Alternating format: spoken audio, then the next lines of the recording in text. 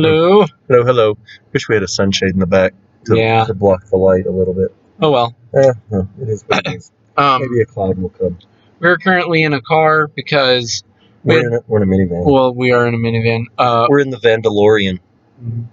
Yes. We had to do some traveling and stuff, but at the same time had to do some of these videos. So and Xander's going to be gone for a week with friends, so we've got to do several pre-recording a bunch of these.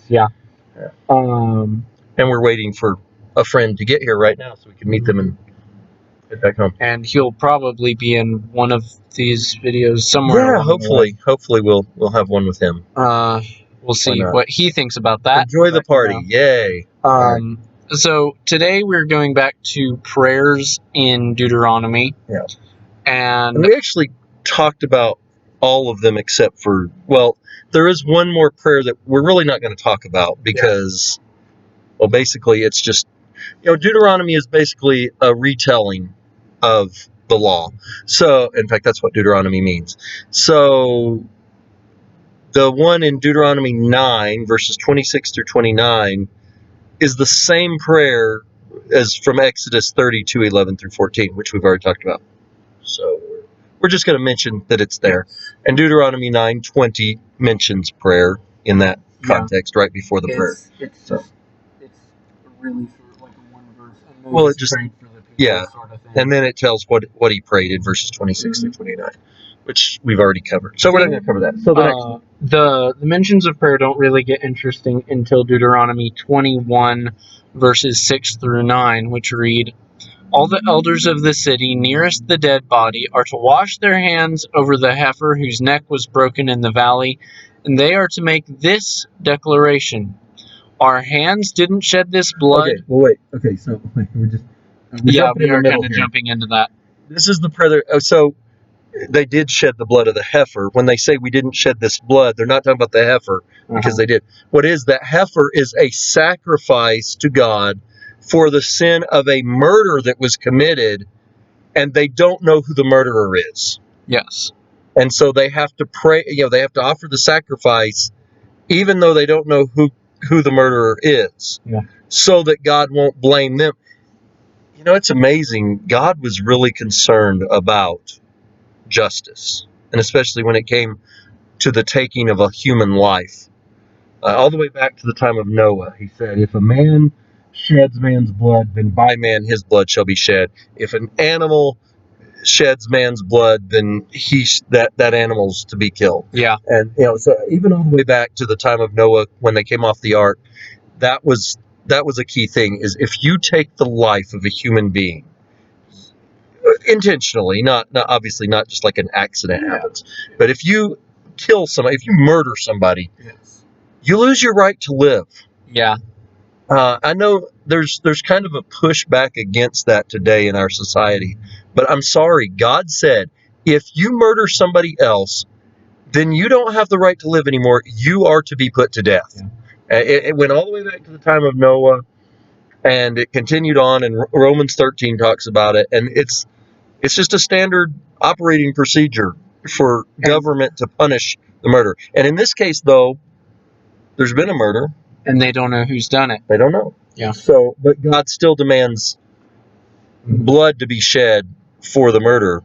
And the elders are, once the sacrifice is made, they're supposed to do this. All the elders of the city nearest the dead body are to wash their hands over the heifer whose neck was broken in the valley, and they are to make this declaration: Our hands didn't shed this blood, nor were we witnesses to this crime. Make atonement for your people Israel, whom you have redeemed, Lord, and don't charge the blood of an innocent man against them. Then the blood shed will be atoned for. This is how you will remove the guilt of innocent blood from among you, for you must do what is right in the sight of the Lord. Now, I'd also like to say, when we see how strong God's desire for justice is and how important it is to him when a human is murdered, it's really amazing that basically if you kill somebody else, you've lost your right to live, like Dad said.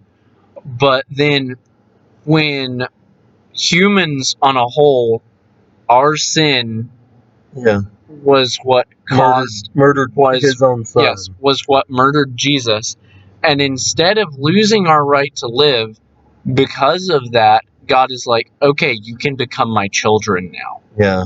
It's truly amazing. It is absolutely staggering that it's a complete 180 from Yeah. what you would expect. Yeah, the grace and mercy.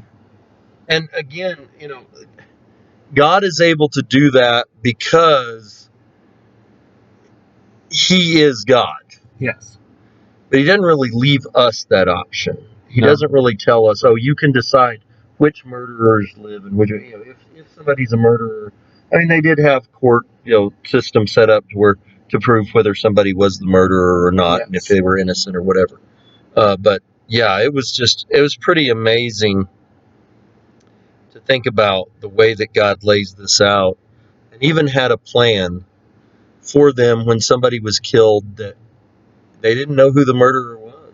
Yeah. They still had a way to atone for it. The blood that was shed, the murdered person had to receive some sort of recompense, some sort of vengeance, some sort of justice had to be taken for them. That's amazing stuff to think about. That's unbelievable. But yeah, it's an amazing circumstance here, and quite an odd one. And specifically, what they were to pray was told. It wasn't just, well, pray about it. It's, here's what you're supposed to pray. Yeah. These are the exact words you need to say to God when this happens. Which, in fairness, though, that is kind of the thing that you'd think to pray for. Well, it's like, you would hey, think so. we don't know who killed this guy. Right. Please don't hold it against Please us. don't punish us all for Yeah. this man's death. Maybe a bit more specific wording than that, but still, if you're going to pray for something along those lines, it's basically what you'd pray for.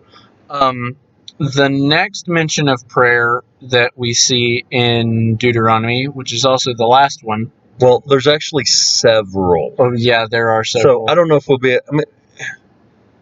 I'm trying to think whether we want to try to tackle even one of those now, or save them all save some for the next video, maybe, because we could. Would people be mad if we had a short video, one that was like actually less than 10 minutes? No, they wouldn't. So let me get on. Let's do that. No, I'm saying we could.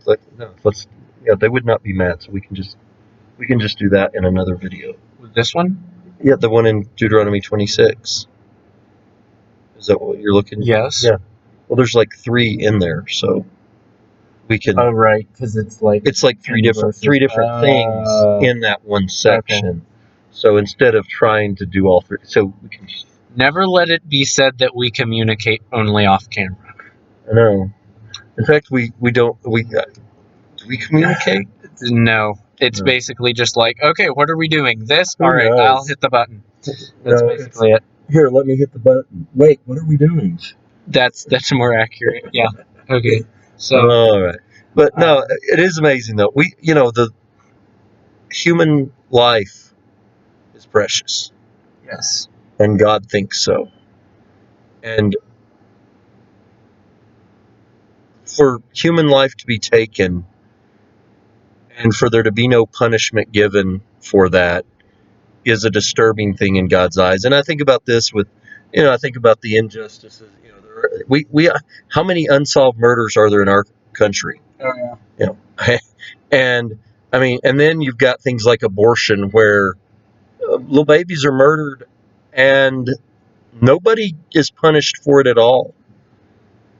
And I think God cannot be happy with this situation. No. If he was so upset over one person who was murdered and they didn't know who did it, and that he was going to have vengeance on the nation over that, where are we today where we're allowing people to be killed and nothing's done? And I know we're not under the Mosaical law, but it is still kind of scary. Well, yeah, God still cares about human life. I mean, that hasn't changed. Yep. That hadn't changed. I mean, this is the Mosaical law, but that hadn't changed going all the way back to Noah, who was not under the Mosaical law. He was a Gentile like us, believe it or not.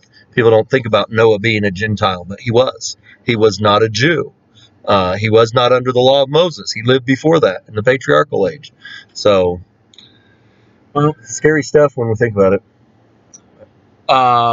This has been a few of the references of prayer. Well, this is actually just the one. Well, yeah, just the one. We got talked right about here. some of the others, but just a few. Yeah. And then since the last one is like It's actually really yeah, big, it's like actually three things in there. Three we're different prayers. going to deal with it Yeah, later we'll on. hit another one. So I guess that is the end of this that's it video. for this. I think we got it over 10 minutes. I knew we could do it. I have done nothing. See y'all next time. Bye.